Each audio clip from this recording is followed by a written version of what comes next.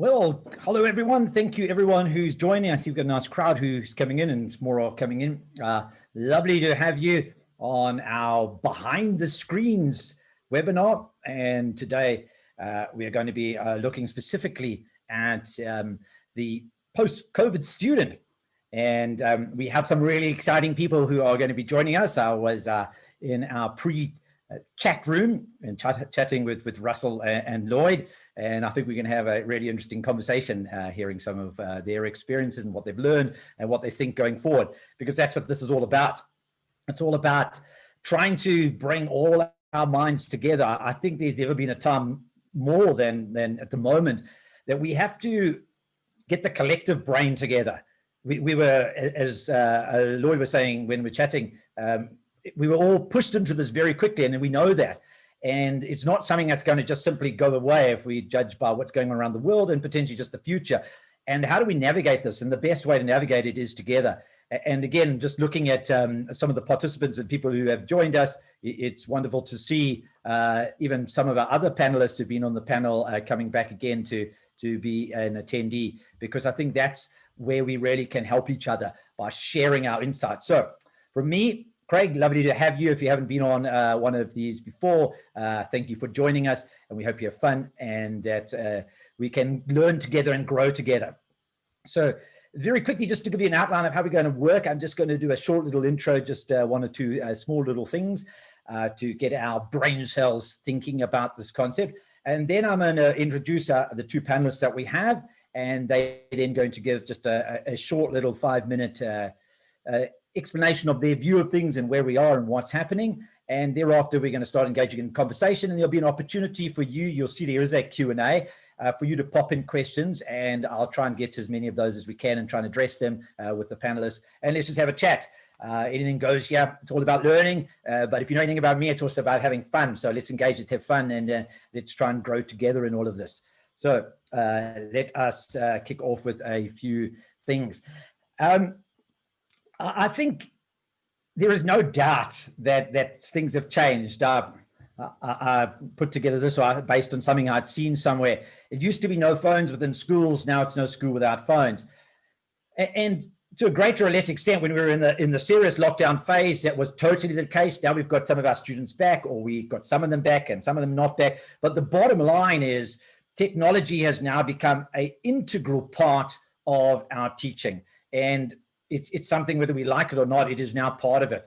And so our students have moved the other side of the device.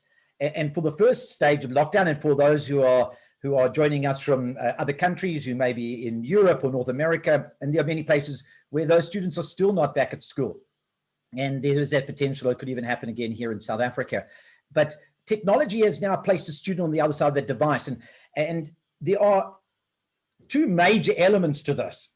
And again, I was just chatting with our panelists in the pre-session that, in fact, there's three major elements to this. So we might think there's two. There's a teacher and there's a student sitting on the other side of the device, and we have to navigate that and understand how do teachers teach through these technologies to the student on the other side.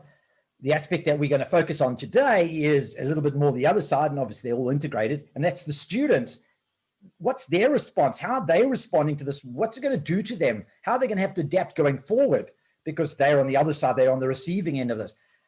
And then there's actually a third element, and that's actually the parents, because in a sense, when the pupils, especially for the younger years, are dumped at home, the parent now almost becomes some sort of proxy teacher and gets involved in the process as well.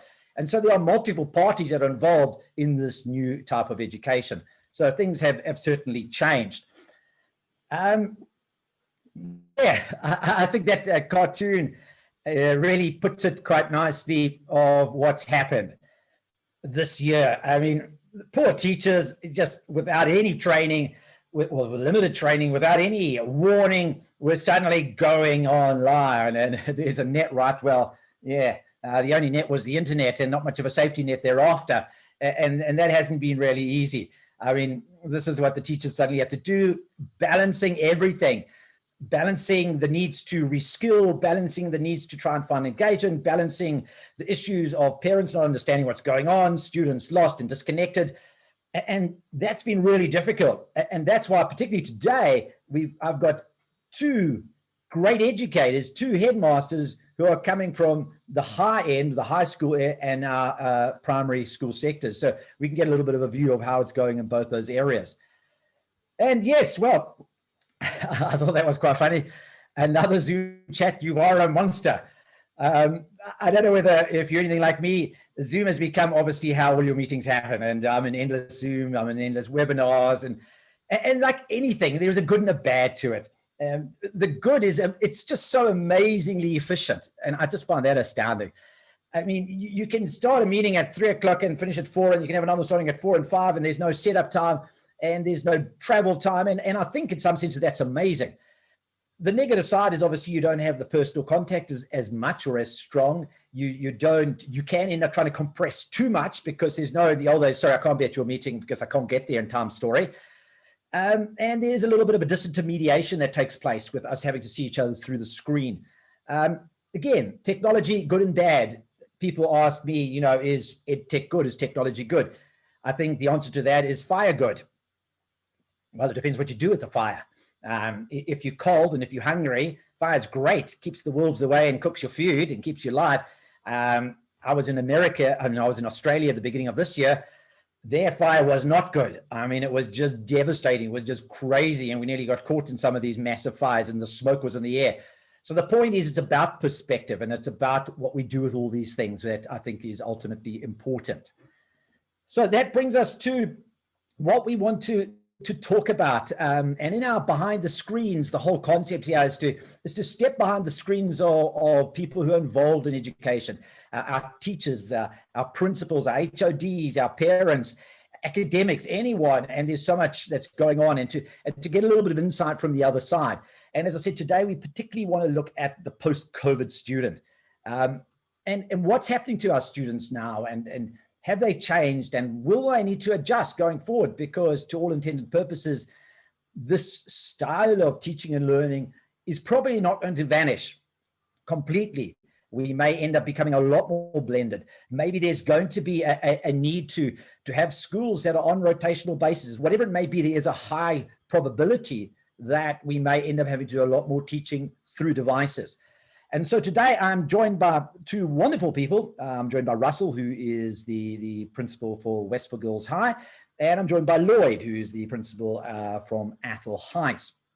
And they're going to be talking to these elements. And I'm looking forward to sharing this with you.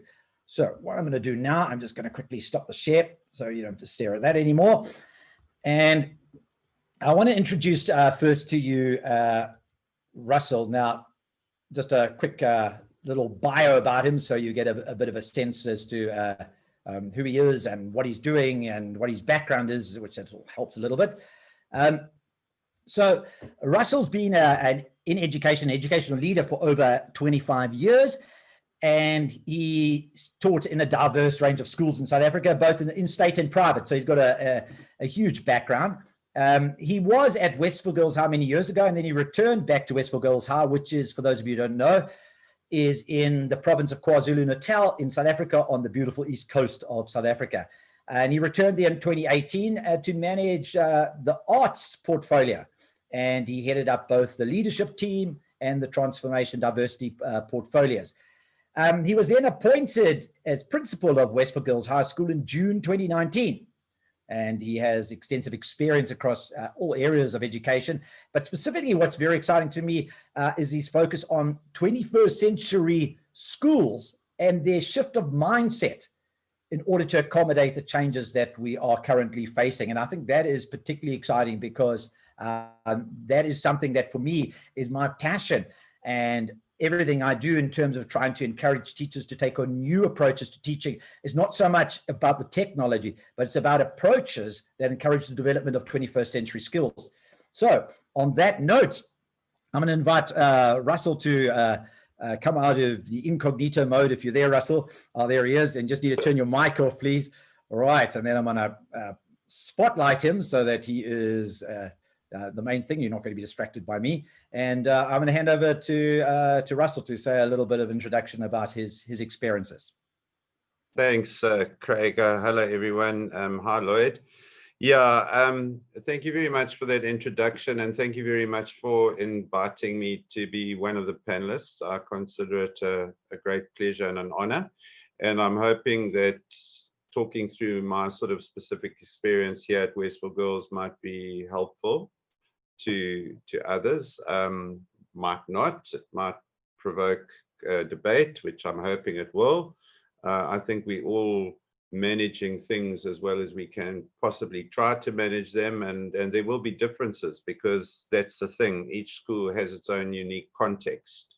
But I think generally speaking, schools, it's agreed that schools have had to accommodate quite rapidly, as you said earlier, this transition to distance and teaching and learning, be it through online teaching or be it through other platforms.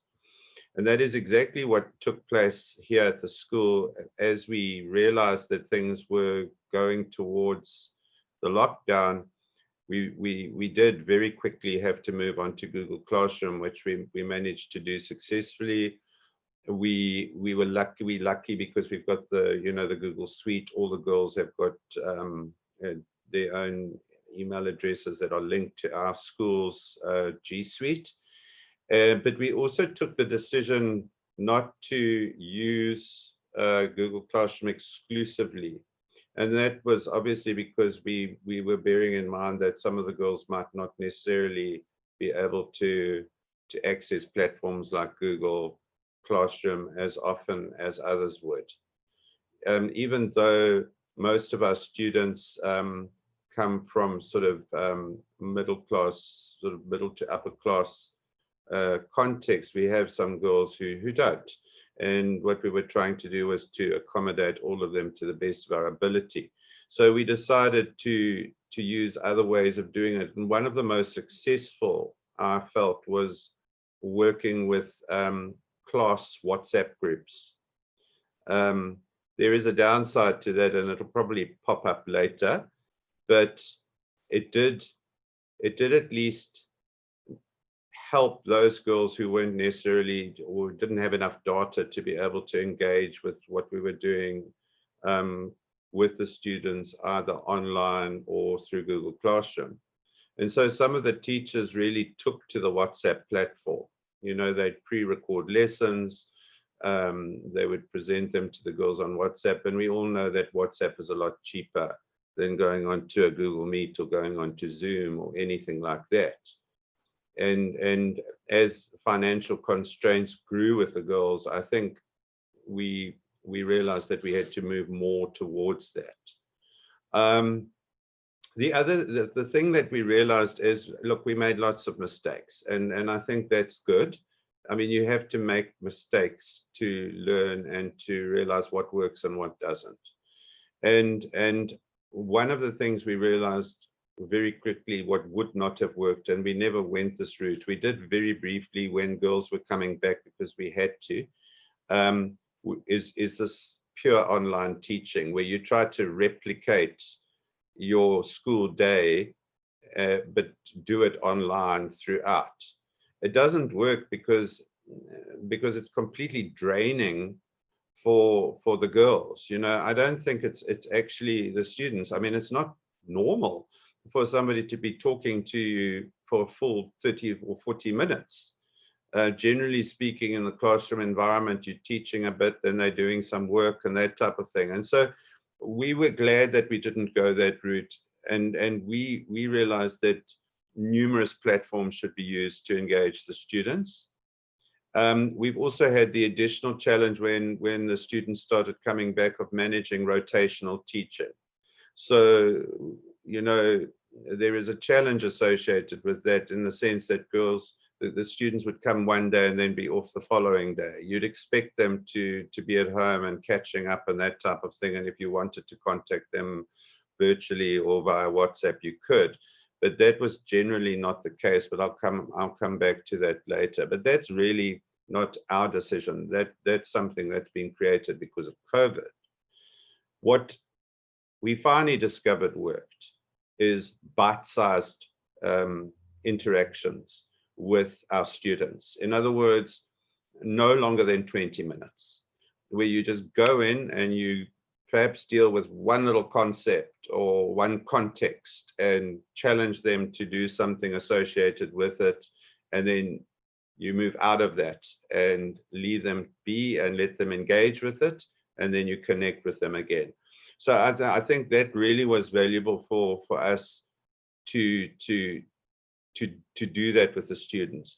Look, I think we've still got a lot to learn, and we are in the process of trying to find out from our students exactly what worked for them, what didn't. But then again, we'll come to this later. I suppose it worked very well for some and still hasn't worked at all for others, but there are very clear reasons for that.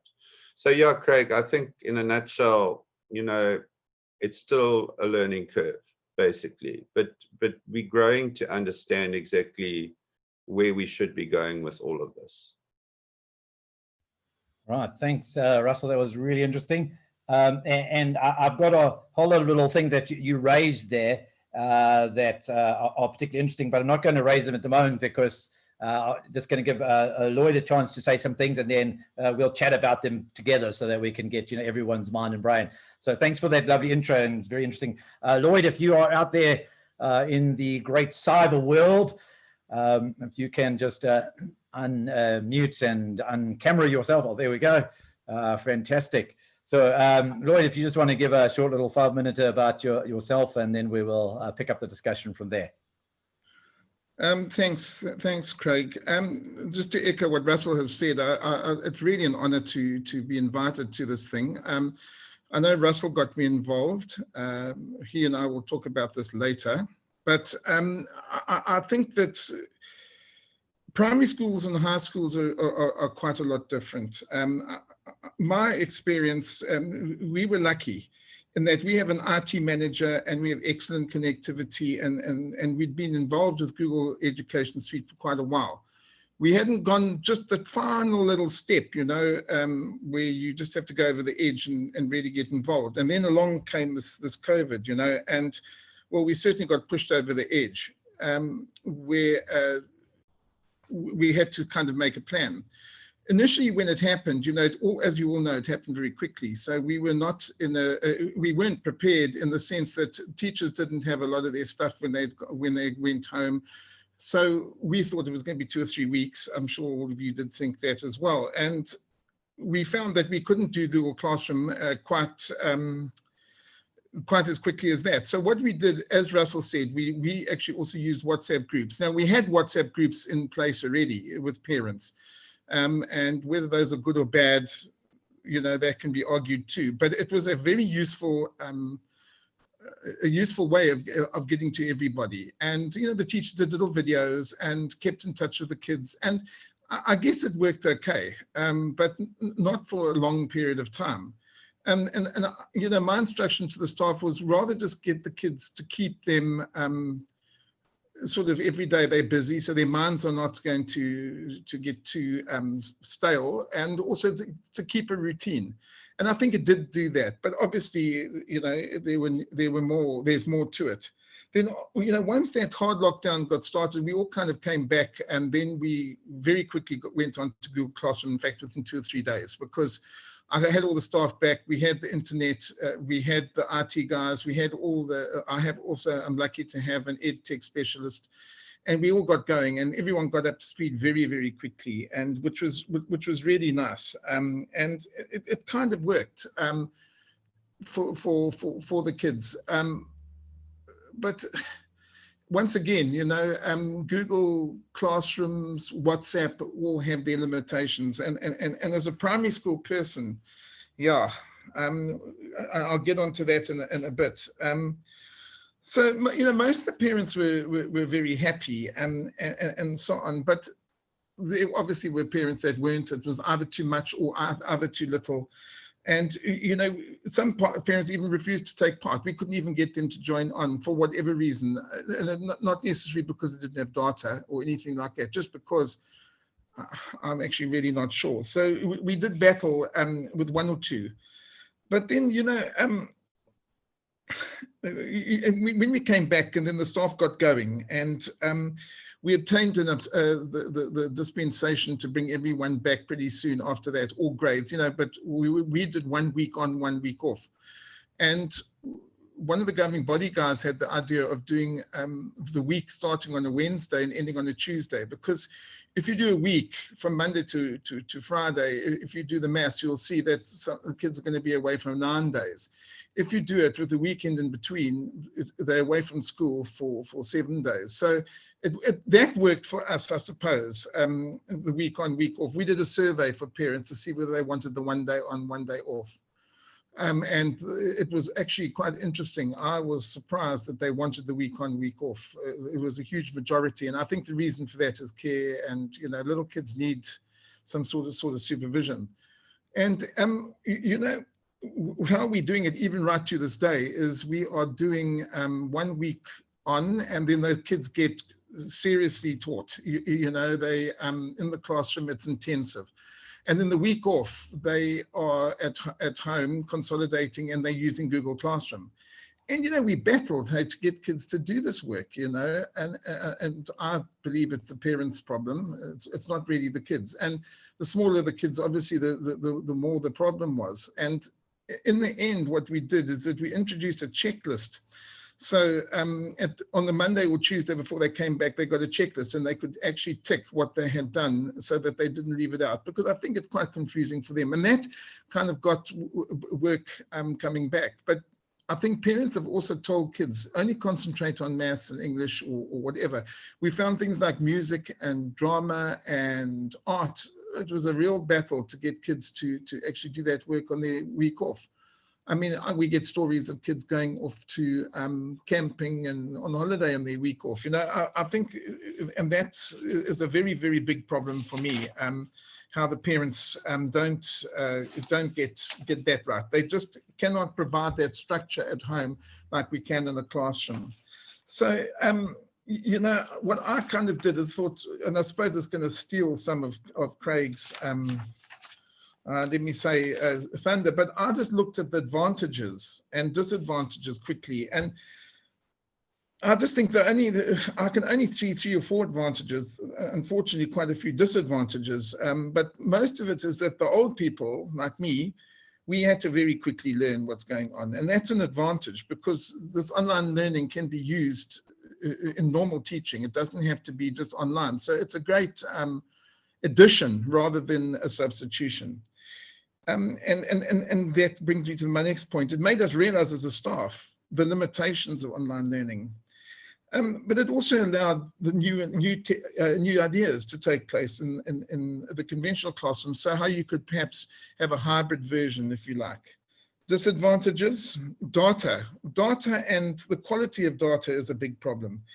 And one of the big things I realized, that device access, and I know Russell touched on that, you can't do Google Classrooms on a phone. You can't really even do Google Classrooms on a tablet because the screen's taken up by this, by the keyboard and so on. So it means that parents really have to look at getting laptops. And it might be okay in a school such as ours, but in a lot of schools they can't do that. So devices were a problem.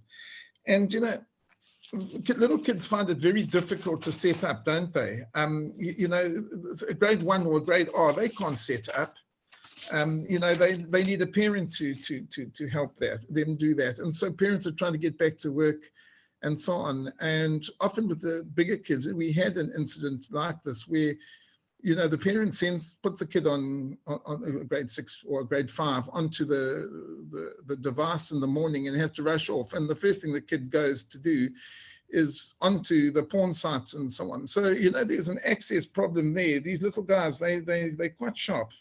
So in my opinion, the weak link are the parents. I don't want parents to teach. I just want parents to supervise and make sure that there's a time for these kids to do things.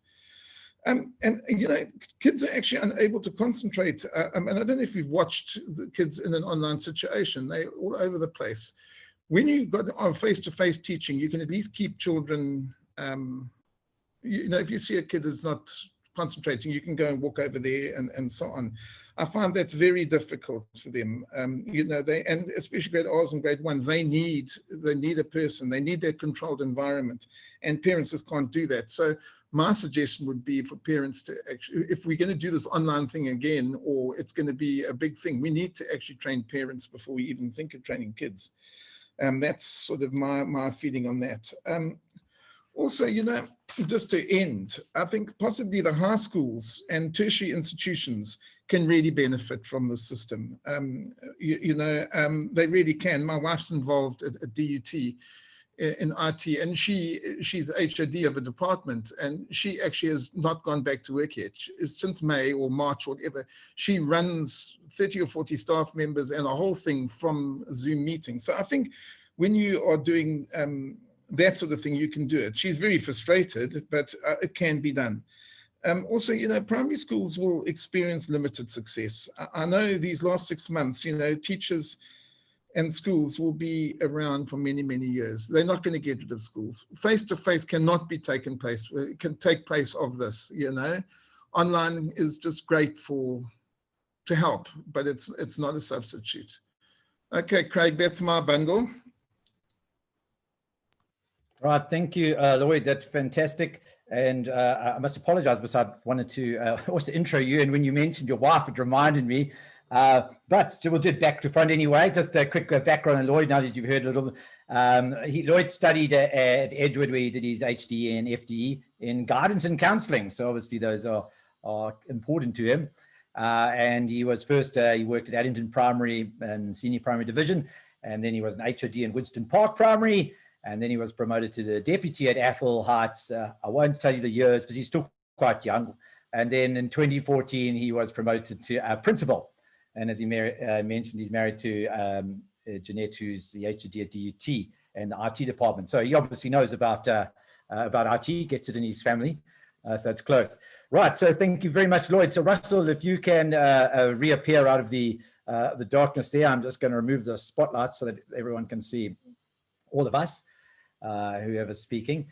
So some really fascinating items that were mentioned there, and I'm just going to pick up on a couple of them, and we can just throw them around as we go through. As I was having the conversation earlier with Lloyd and with Russell, there's no one solution to this, and you'll hear, you know, from Lloyd's perspective, a lot of these things are a lot harder in the younger years, and he's been through a lot to try and get this, and it's like, wow, will this actually work? And as Lloyd finished there saying, you know, this is not a substitute, and I think we want to explore that and that statement in a moment. But just to maybe pick up some of the things that Russell, you were mentioning, I like the idea that you said that you didn't only go with Google, you went with WhatsApp and whatever, and you had this sort of flexibility. I find that particularly interesting. You know, often you'll hear this concept that I'm a Google school, I'm an Apple school. And I personally I'm not for that. I believe technology is an enabler. And the moment we lock in there's an ease of being in an ecosystem. Obviously, you know, I'm in the Google ecosystem or whatever, and things share. But I think we've got to be careful, in my view, of conflating or confusing efficiencies and effectiveness. So in your experience, Russell, the going with or opening up the channels and what was used for the teaching and learning and communication, did you find that something that was important to do? And you'll just need to unmute. Here we go. Yeah, no, yeah, Craig, for the reasons I mentioned earlier, but also because I think the girls, the students, you know, the older students, I'm talking about the grade 8s to 12s now, are so familiar with WhatsApp. And that seemed to be a much easier route for many of them. And the teachers as well. You know, Lloyd's quite right. For the fossils, including myself, Lloyd, by the way, it's a challenge. And I mean, I was stunned by how my senior teachers, and I mean senior in both respects, actually rose to the occasion and at great sacrifice kind of worked on gaining all sorts of skills that prior they thought they would never have to. And I was gratified by that. And the girls, I think, the students responded really well to that. They recognized that we were doing our best and we were trying hard to engage them as best we could. And the response was excellent. I think though, that I mentioned earlier, there was a bit of a downside. The boundaries were blurred a little, you know. So one of the things we noticed was that I had decided we would follow the school timetable because I thought it would create structure for the students while we were in total lockdown. And I realized quite quickly that there were also issues associated with this. So obviously, when we were in complete lockdown, you had parents at home as well, you had siblings at home, so devices were at a premium. And so some of these students weren't able to engage with anything until those devices became available. And so they were working much later in the afternoon, sometimes into the evening. And that's why I think that choice not to just do online teaching was a good one. And when we did do online teaching, we recorded everything and placed it onto a platform for them to access. We zero rated, we had our website zero rated. We created a space to place all sorts of resources for them. And that was very successful for those, especially who didn't have data. Yeah, we just tried our best to kind of be as flexible as possible. And I think that was definitely the right decision. I think that just Russell on that, and I'm going to come over to you on this, Lloyd. You know, one of the other things that you said that really hit me was what you just mentioned there. You didn't replicate the school day. And there's two things that are you saying here. The one is about being adaptable and not replicating. I've always been a proponent that one of the biggest issues we faced in our move over to technology is what I've often referred to as the copy-paste. We copy what we did in the offline world and we paste it into the digital and then wonder why it doesn't work. Technology opens up other possibilities, not necessarily the same possibilities. And I think, Lloyd, you mentioned this, you know, a couple of times, that it's not a substitute. And I think that's obviously where the mindset often goes, you know, when we try and substitute one for the other, when we try and substitute the face-to-face school day with the online. And like you said, Russell and Lloyd and others who have been on this, you know, the moment you try and do a 45-minute lecture or class or 40-minute class, and you zoom down to that size for the person sitting on the other side who's holding on the phone with the cats and the dog and everything in the back of this, just never going to work. You know, so it's this re-innovating with it that is particularly interesting. And on that, Lloyd, I thought what you said was really interesting is you talked about the role of the parents quite a lot. And I think that's a key element in this. And I thought it was very interesting that you were consulting the parents and asking them about, okay, so how should we go 1 week on, you know, what role do you think, you know, if this is something that continues or we have to do more of this, that we actually need to bring in more consultation from the sort of proxy teachers back home or from the parents? What role are they going to play in all of this? Well, you know, in my opinion, the parents are the big problem here. Okay, the parents are the big problem because they either try to overteach the kids and they see themselves as teachers, and this is primary school, which they can't really be. You know, I ask the kids when they walk through the gate, "Are you glad to be back?" "Oh, yes, my mother's a terrible teacher." You know, that's great. You know, they are. Yes. And you know, the kids are actually very glad to get back. Without exception, they need that interaction because, and that's the problem. You see, in a classroom, you can control the situation. You can see if a kid's not understanding. You can walk around. You can do all of those things. So if you see a kid is dozing off, you can control it. Now, when you're doing an online thing, you can't see that. You know, you've got no idea whether that kid's understood what you're teaching them at all. You just really can't. And so you now expect the parents to supervise. All I want parents to do is to supervise a room or whatever. They can keep an eye on the kid that they're doing the thing, and that is it. You don't want them to teach because they just mess it all up. You know, I just want that. But the parents are the problem. "Oh, no, we'll go camping. Oh, no, you know, don't worry about art, or don't worry about drama. Don't worry about all of that. It's fine." you know what, look at maths, you know, all those sort of things. And I feel strongly about that. For me, art and drama, and kind of many ways more important than the others. But anyway, that's another whole discussion. You know, so that to me, if we have to go, if we see another lockdown coming, we need to hold classes for parents on how to handle this next 3 weeks or whatever. They are the problem more than the kids, in my opinion. And Russell, how did you find it in the high school? You know, two things. I mean, maybe were the parents' role as important, number one? And my second part of that question: did your kids come back to the school and say, "Yeah, we're so glad to see you"? Did you get a similar response? So those two questions. Yes and no. I mean, I think, you know, with dealing with older students is possibly easier in some respects, but more of a challenge in others. So what we noticed was that parents were the ones who wanted to get rid of their kids. You know, they were delighted when we said come back to school, because I mean, we had situations with parents who were phoning the grade controllers and saying, I don't know what to do with this child. She's being so naughty and she's being so disrespectful, you know. So I think our students were playing up a lot in their home. You know,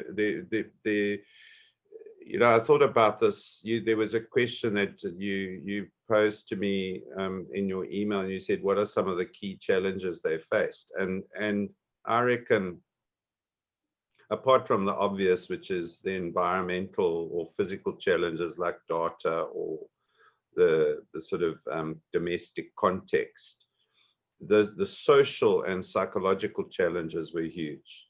And because these young people are moving, you know, through puberty in towards being a young adult, there is a natural rebelliousness, which I don't know, Lloyd, that you might experience as acutely as we do, but certainly amongst the grade 8s, 9s, and possibly into grade 10.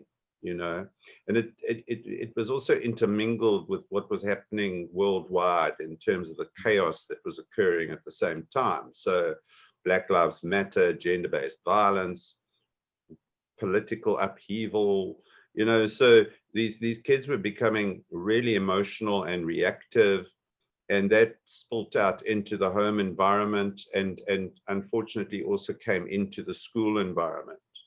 So, you know, all sorts of structures that you talk about how you know, we can never go back to, well, I talk about how we can never go back to default, that because of what we've gone through, we have to move ahead very differently, and recognize that whilst there might have been bad with COVID, there's a lot that we can learn from it as educational institutions, and as we can take what was good about it and grow that. But certainly the learner voice, the student voice, has become more strident.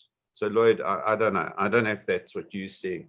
There's also an interesting combination of compassion in some and selfishness in others. You know, that it's quite interesting and it's often the case that you are surprised by who exhibits those qualities. You know, you would have expectations about certain students being more resilient than others, but that's not necessarily the case.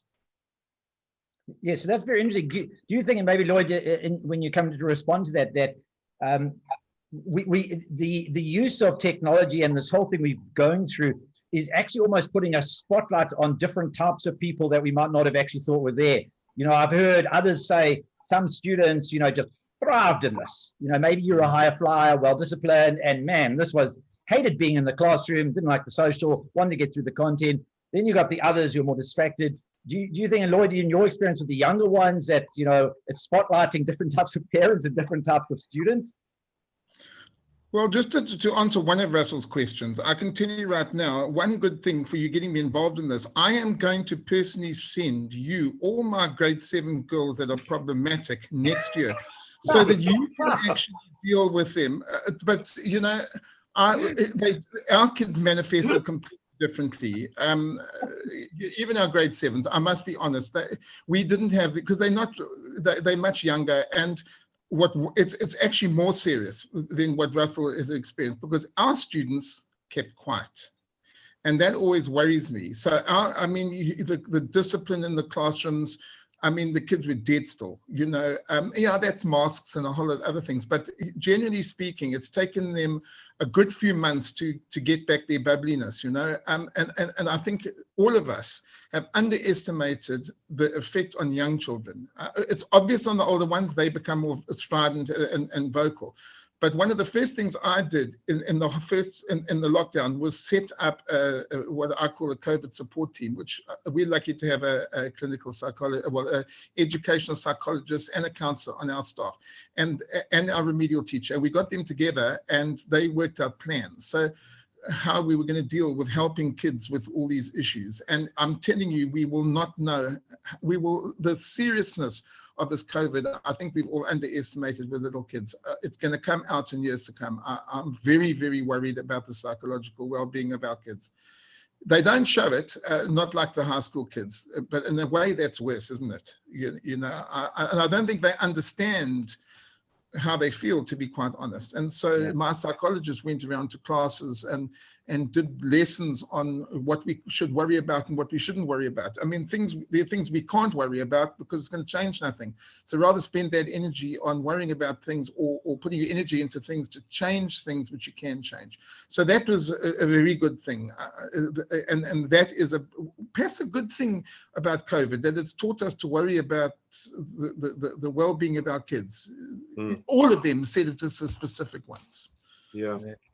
If I can come in there, if you don't mind, Craig, you know, I think a lot of parents have enabled their children, and that is not necessarily a good thing. In a time when you're trying to grow courage and you're trying to grow resilience, you would expect parents to kind of assist with that.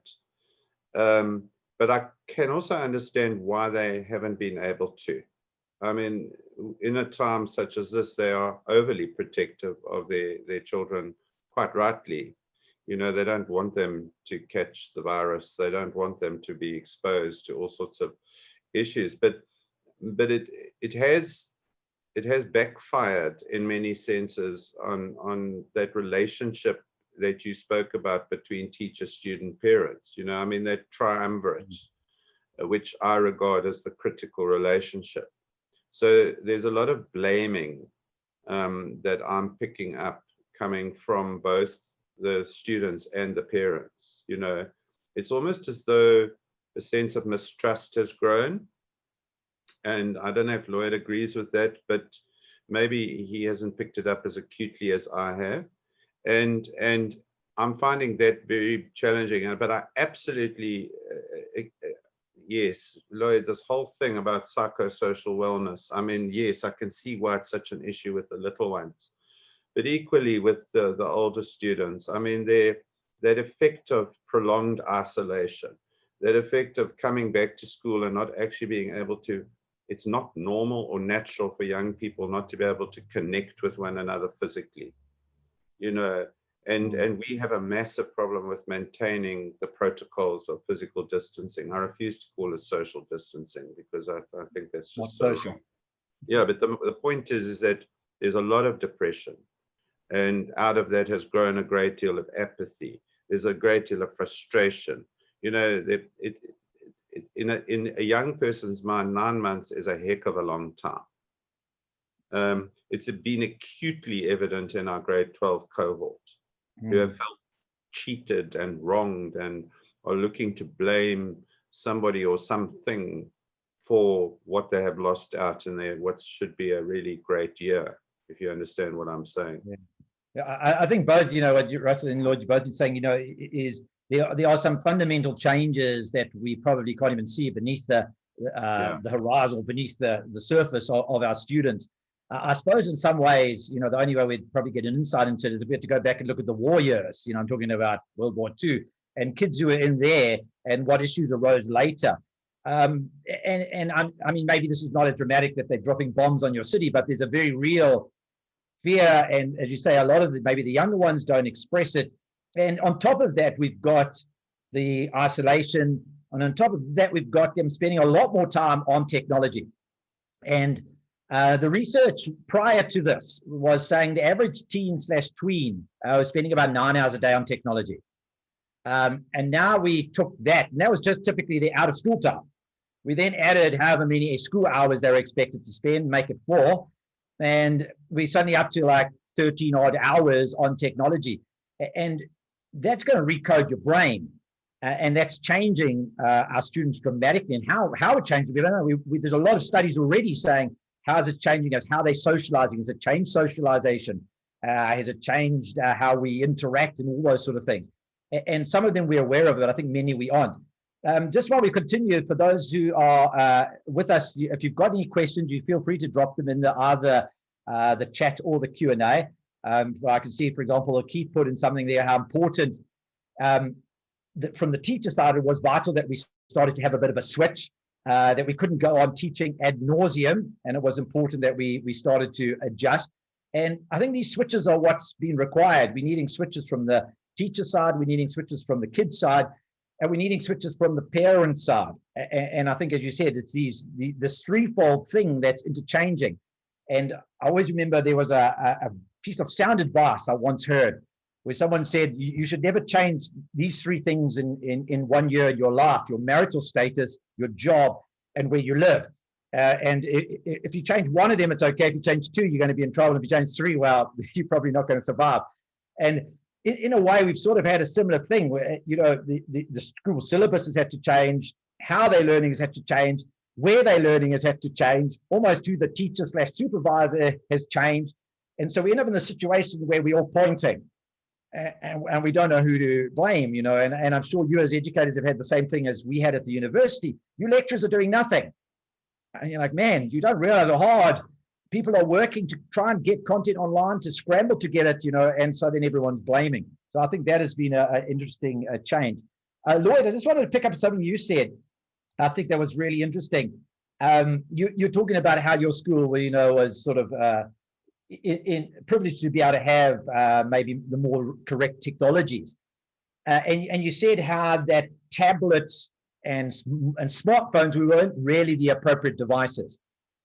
It was laptops, and I've always been a proponent of that as well. There's 2 types of approaches to technology. The one's called lean back. They call it lean back technology, and then there's lean forward technology. Lean back technology is traditionally consumption technology. So when you sit back and watch your TV, you lean back. And it's about consuming. And a phone tends to fall into that category, and so does typically a tablet. Lean forward technology is technology where you are going to produce, like a laptop. And those are fundamentally different. And a lot of the technology and the solutions sort of offered and sold to schools where, well, go with the tablets, go with the smartphones, they mobile, the kids like mobile. And in my experience, they may like it, but they tend to be better suited to consumption.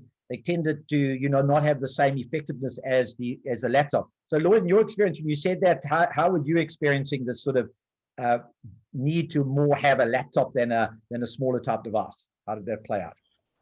Okay, I might just tell you, I'm not a laptop person.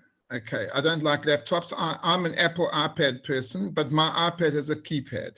Okay, and that makes a huge, big difference, to be quite honest, because if you've got a keypad on an iPad, it's like a laptop, really.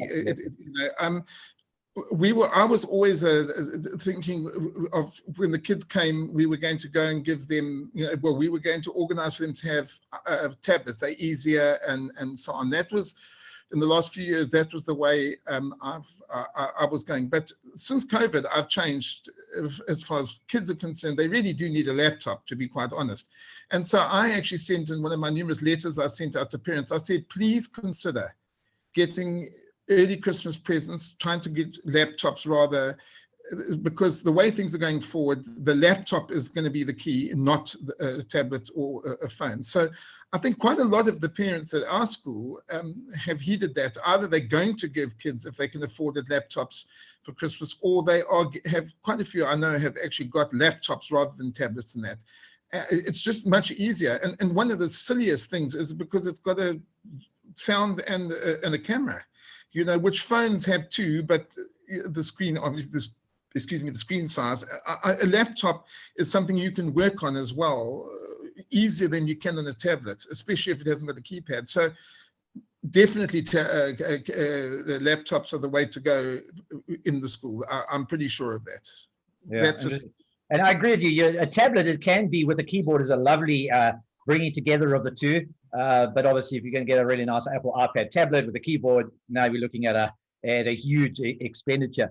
Russell, from your side, have you had any sort of view on this, or it hasn't really made much of a difference? Or no, Craig, you know, we haven't sort of gone that route. We were just hoping that our students had a device and they could access, they were able to access stuff on. But my understanding is that most of them did have access either to a sort of standalone computer or a laptop. Quite a few, obviously, well, not quite a few. Some didn't have that access for financial reasons, and then they had to use their phones. Some had no access whatsoever. When we started bringing the students back to the school, we asked those students who weren't able to access anything to come to school and work in our media center, so that they could at least, you know, catch up and do what they needed to do. But whilst we had no recourse but to have them at home, it was a real challenge. We did a data drive and we managed to raise quite a bit of money. And then I just purchased data for girls, you know. Yeah, and I think that's, you know, I think, Russell, that has been a big issue. And I think Lloyd also raised it. Obviously, the basic infrastructure of connectivity data has been, and we were having this conversation earlier, you know, how, and maybe what's going to have to change going forward is investment more in those connectivity things. You know, I know we spend a lot on our buildings and things, but, you know, this may be the way going forward. There's a question here from Kerry Lee. What do you think the impact of these challenging times will have on the mental and emotional states of teachers? We talked about it from the students' perspective. Who would like to pick up on that one?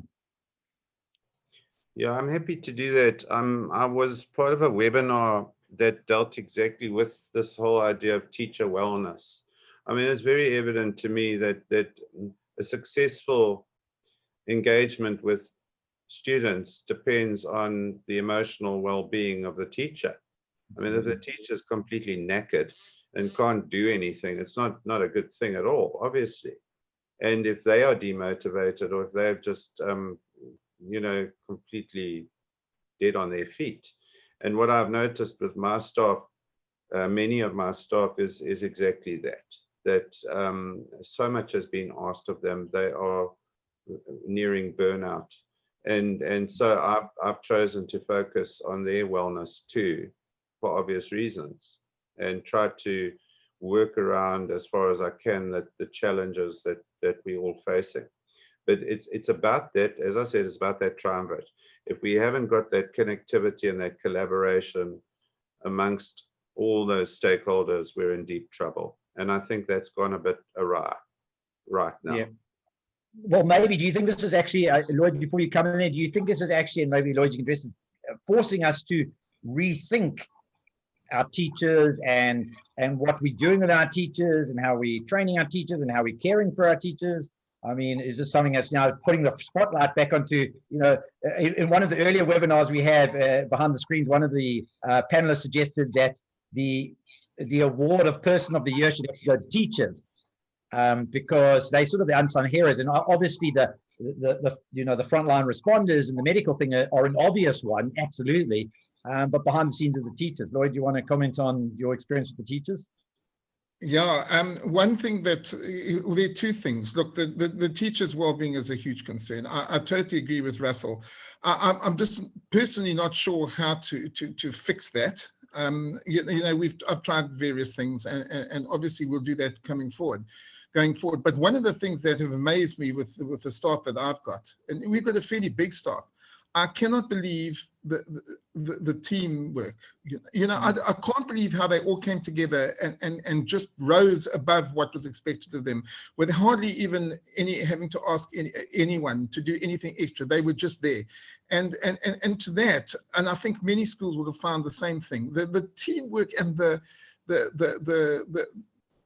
you know what, in that whole school, in this whole school, not one teacher, whether they were over 60 or not one teacher came to me and said they wanted comorbidity leave. Do you know that? Not one out of a staff of 80 people, nearly. Not one.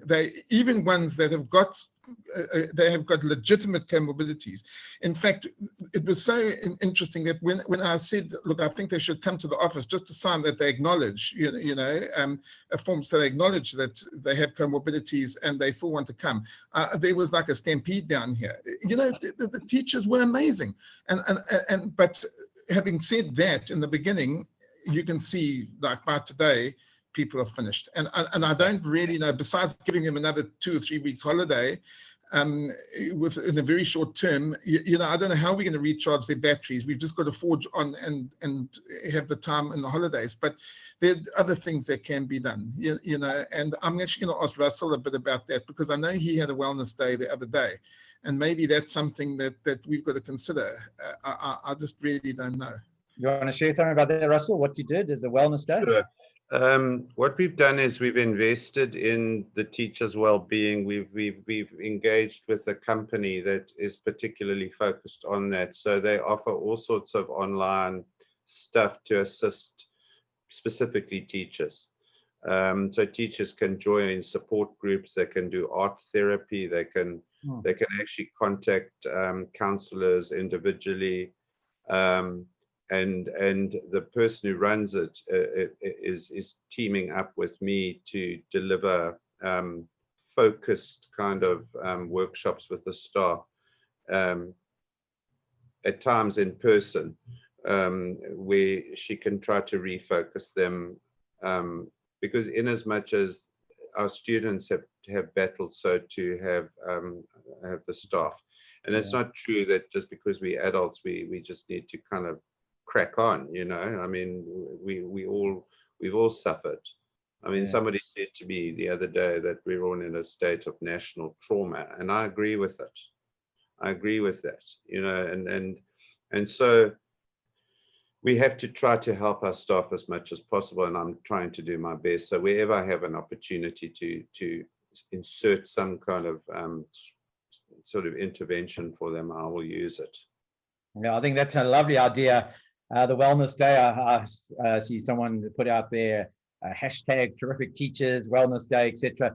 I think, and often they are the unsung heroes in this, and they go unnoticed. As Lloyd said, all the teachers come rushing back, but there's only so much that we can all do. And I think one of the strengths of online is also, as I mentioned earlier, is it's, and maybe it was appropriate, that little cartoon of the guy, the person on the rack in the Zoom meeting. Lloyd, you're saying everyone's going to go on holiday for a week, but I don't know what holiday is anymore. And that's always been the challenge with people that do online work, do anything like that, because there's no delimitation. It's got more and more confusing. In the old days, you would go to work and come home, and then along came the cell phone. So now you would go to work and come home, and they could get you at home or on holiday.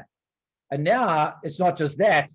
Home is work, because you're teaching online, you're working online. And so all of a sudden, while that has a lot of exciting things, and maybe we can make us more efficient in sort of ways, I think the psychological part of it, especially if we haven't got used to it, you can just have the bleeding of work into everything. And it's this constant work that underlies everything. And I think that can be particularly dangerous. So I think that's something we have to be very careful of. One question here, the hardest thing, says Lindsay, for teachers in online teaching, in my opinion, is not the lesson prep, it's the marking that is exhausting. Do you think, maybe just coming at that for just a moment, that we need to potentially rethink how we're doing assessment? I know this is another topic, and I don't want to get into it fully, but Lloyd, you raised the concept of not copy paste, etc., etc. Any of you like to comment on this aspect? Yeah, I will. I absolutely. Lloyd, sorry, did you want to speak? No. Two things, Craig. I think what is really good about this time in terms of the students is it's doing what I've argued we should be doing for a very long time, and that is to move away from content-based teaching. The whole notion that content is everywhere is true, and this idea of just spending most of the time in the classroom telling somebody something that they can very easily look up themselves is ridiculous. And it's kind of, I don't want to use the word forced, but I can't think of a better word, so I'm going to use it. It has forced teachers to shift away from content-based teaching, but more importantly, it's forced young people to engage with that content before actual teaching happens. Actual teaching for me is about kind of taking what you can very easily discover yourself, obviously you have to make sure they understand it, but then applying it. And so I think this is a fantastic opportunity for both educators and students to rethink the whole focus on teaching and learning. The problem with the system is that it dictates this assessment-driven approach, which I have never supported. For me, this idea of end assessments and summative assessments is ridiculous, because it drives everything you do as a teacher. It just doesn't make sense to me. And if we want to talk about 21st century teaching and learning, that is going to stand in the way of it always. Yeah, you know. absolutely. So until you can change the mindset of those who are in charge of defining curriculum and designing curriculum, you've got to sort of toe the party line on the one hand, but you want to kind of leave it behind. So it's a challenge to straddle those two worlds. I think you're absolutely spot on there, because these are the things that are having to be brought back into the picture.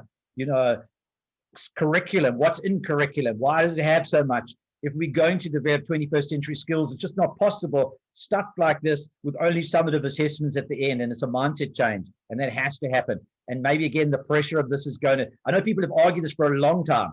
They've been, you know, banging on the doors of education departments saying we've got to change. Maybe this is going to be, hopefully precipitate that. Lloyd, do you want to add anything to that? You know, I just can't emphasize what Russell said. I think my staff are actually sick and tired of me telling them this. I've even said to them, look, you know, we've got to change this. We can't do this content-based assessment-driven stuff anymore. In fact, all in the senior primary part of the school, these next tests that we're having and so on, all open book. If I had my way, I would not, every single assessment would be open book, every single one. From grade 4 to grade 7, I don't believe in just pushing facts for nothing. Look, sometimes facts can help, but you know what? At the end of the day, it's about understanding. I can't emphasize what Russell said. I'm just so glad that someone else has got that view. As I say, we're doing open book tests. And I think you're not alone on it. I found this fascinating because I've been sort of doing the open book thing for a long time at the university. But again, the university has certain rules. You have an exam at the end. I got no option. Now it's an exam at the end. Well, all of a sudden, that can't exist because everything's online. And so the challenge has been, if all you were focused on content, now you're like, well, how do I give these kids an exam now?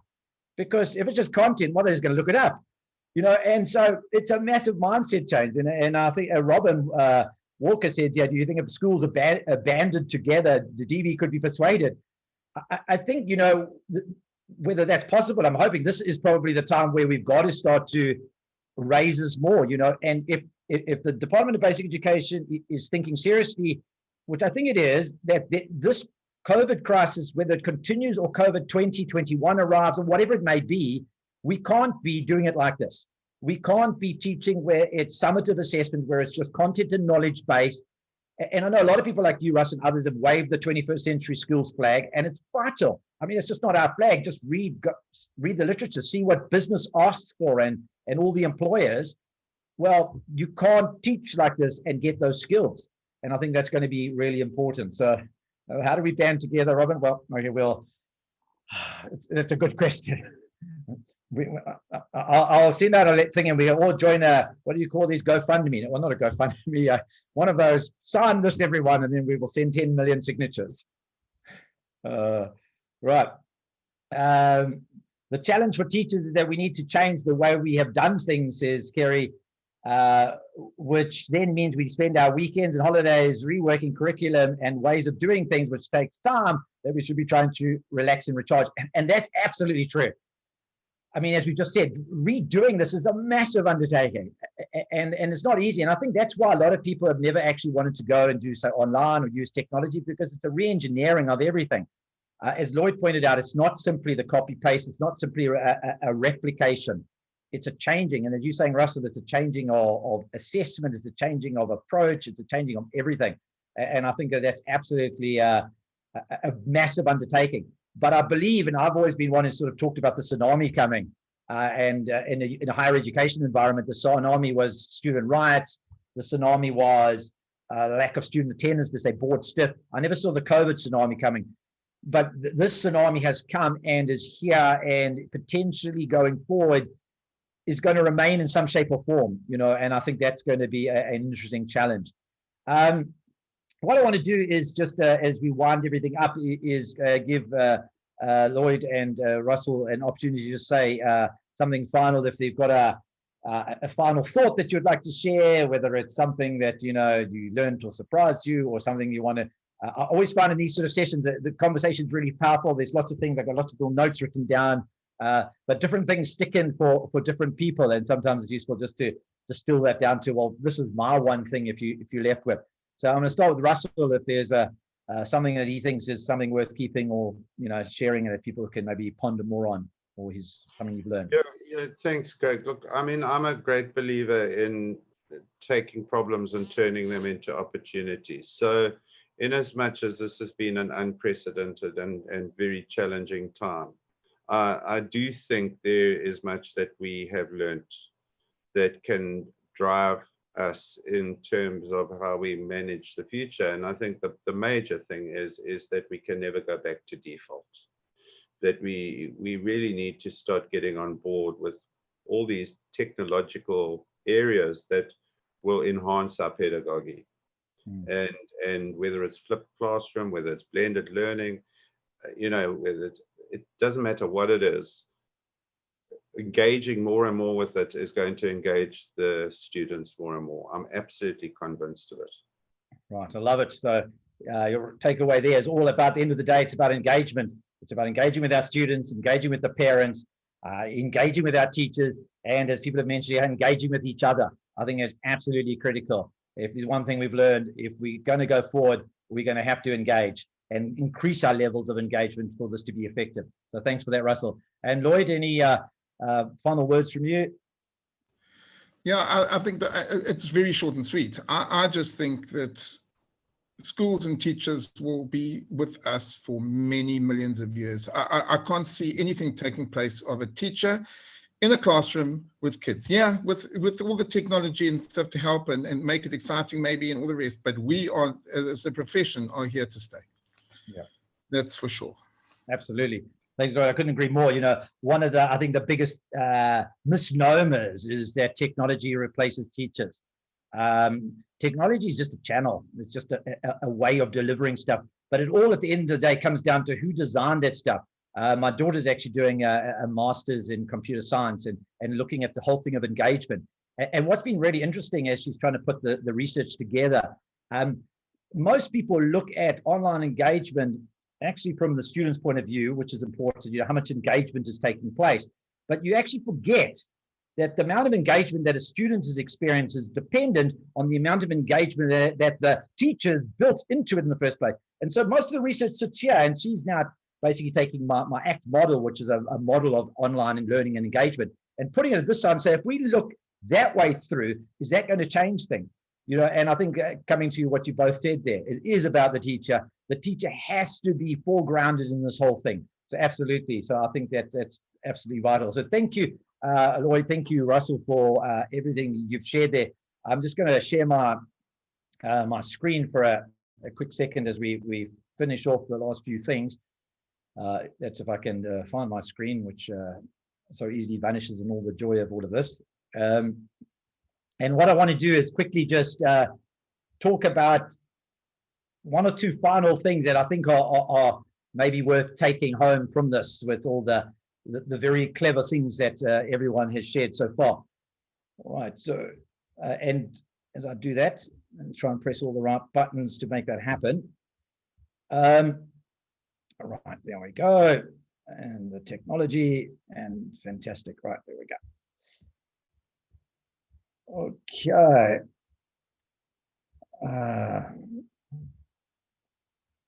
Right. Right. Very quickly, just again, just to reiterate my thanks to Russ and to Lloyd for making the time, giving up the time, and obviously to everyone who came and was able to be here. Big thank you. Greatly appreciated. Lovely to have so many people who were able to join. As Lloyd said, this is the end of, for them particularly, I don't know how all the schools are working, of a very long stretch, and now they're going to have a short break, whatever that means in this new modern era. So hopefully you have a really wonderful break. I thought this was an interesting little cartoon that I put together based on some of my own experiences. Digital isn't necessarily the solution to all of this. I think we brought technology to our classroom and probably killed our students with death by bullet point.